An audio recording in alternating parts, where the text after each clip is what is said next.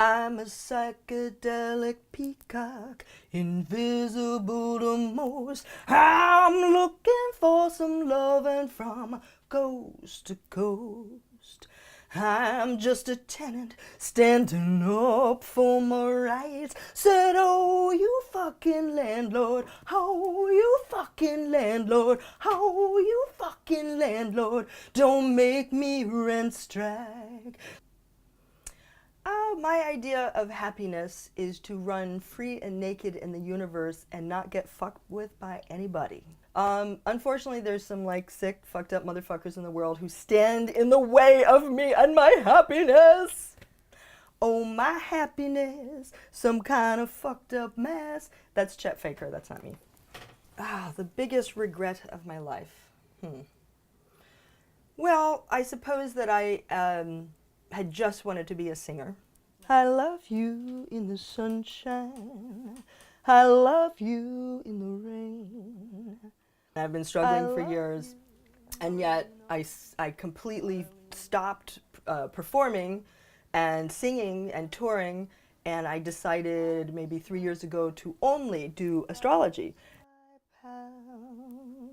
Chasing rainbows and baby frogs.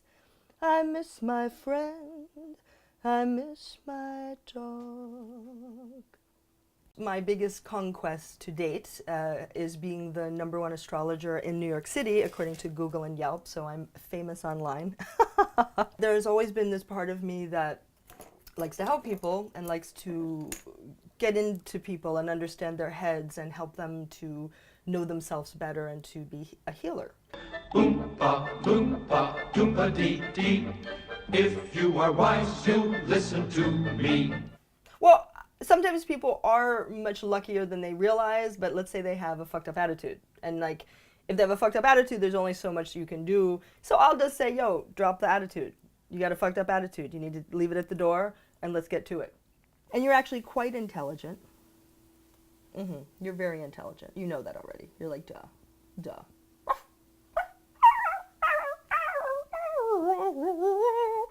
Shall I do the rest of the reading in alien dog speak? So, like, some people have asshole rising, you know what I mean? They're just, you know, they're just difficult people in life. They're very blocked and they're very resistant. So generally what I do is I try to be positive and just really funny. And in a funny way, I tell them to get over themselves so that I can get in there and help them. Call me when you feel better. I suppose what I most appreciate in a friend is loyalty, and they're there when the shit hits the fan, because I have a whole lot of friends when everything's good.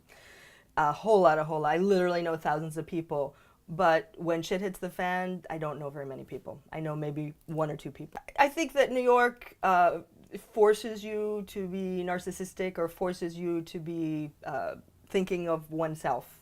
Because it's such a dog-eat-dog and everybody's taking. And actually one of my clients said, givers need to set up boundaries because takers never do.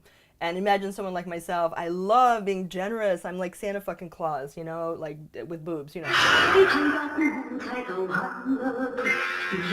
What can I do to give? And so people are like taking. And I'm like, oh, this is great. And then I'm exhausted and it's not coming back. One thing I must say is this neighborhood, the East Village, that I have loved for so many years.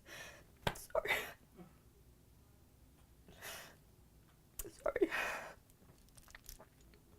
It's you know, dying all around me. I was late to get ready because my favorite coffee place, I went there and it was closed, and I was freaking out, like, where am I gonna go for coffee? It's a simple fucking thing. I need a good cup of coffee. I've got a film shoot. I have an Italian filmmaker coming over to do a documentary and I have no coffee. So I'm running around my neighborhood and empty storefront. No fucking artist, not a single fucking artist in sight. I'm gonna do a poster campaign called Last Bitch Standing, okay? Last Bitch Standing, because I feel I'm the last artist left in New York City. I know that's not true, but it feels that way. There's no community, there's not artists helping each other, and it's all about real estate and money, and the fucking yuppies they've moved in and they're taking over. It's Trump politics. The landlords are the lords of the motherfucking land.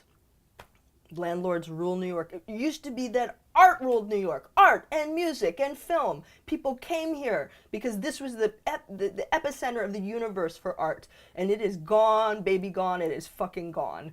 And I say, how can we bring it back? How can we make New York a great place again?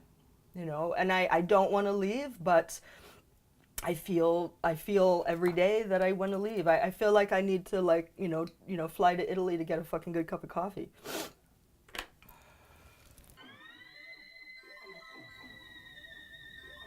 My present state of mind is that I look forward to a new world. It starts first with me. I'm going to be these things. I'm going to be kind. I'm going to be generous. I'm going to be thoughtful. And I'm starting my own personal revolution, and you can join it. And I am still standing. I'm still an artist. After all I've been through and after all the city has been through, I'm still here. So I guess my attitude is that of gratefulness.